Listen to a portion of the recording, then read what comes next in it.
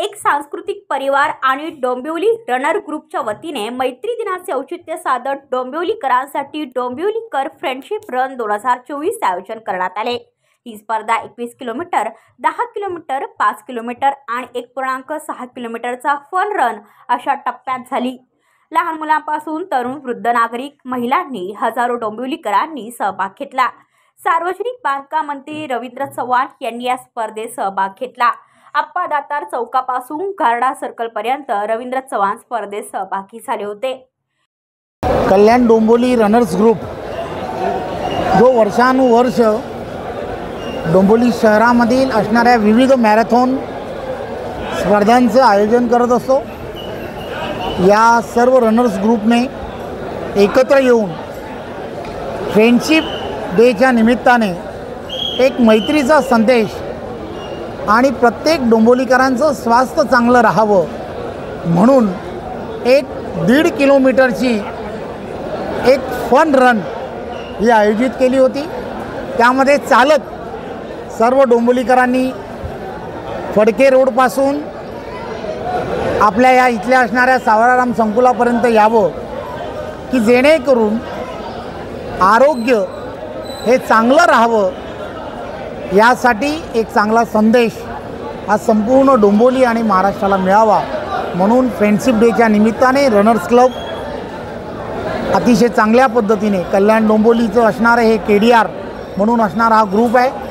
त्या ग्रुपमध्ये doctors, engineers, उद्योजक आणि वेगवेगळ्या स्वयंसेवी संस्था हे एकत्रपणे करतात।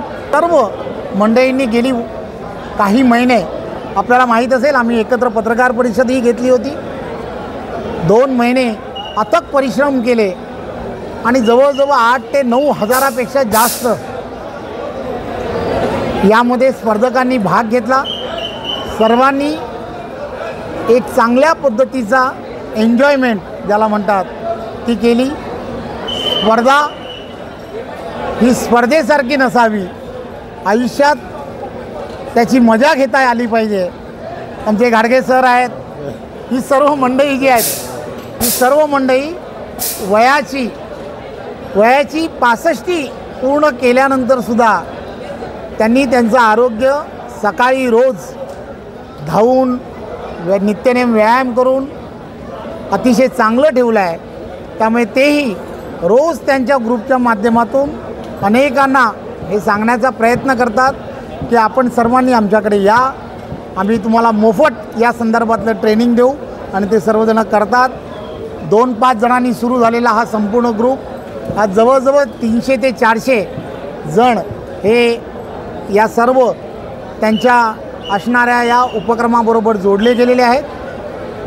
सैनिकांसाठी त्यांच्या शौर्यासाठी सुद्धा गेटवे ऑफ इंडियापासून डोंबिवली शहरापर्यंतची एक रन हे सुद्धा ही सगळी मंडळी करत असतात। त्यामुळे या सगळ्या मंडळींचं असणारं यामधलं योगदान फार मोठं आहे। डोंबिवली शहरामध्ये सांस्कृतिक वैभव वाढवण्यामध्ये या सर्वांचं असणारं योगदानामध्ये अजून एक पुष्प तयार झालं आहे असं मला वाटतं। धन्यवाद। ब्युरो रिपोर्ट डोंबिवली, आपले वृत्तप्रहार। तुमच्या आजूबाजूला घडणाऱ्या घटना पाहण्यासाठी आपल्या वृत्तप्रहार वाहिनीच्या YouTube चॅनलला सबस्क्राईब करा। तसेच नव्या व्हिडिओची नोटिफिकेशन मिळवण्यासाठी बाजूला असलेल्या बेल आयकॉनवरती क्लिक करा। प्रत्येक बातमीला लाईक करा आणि शेअर करा।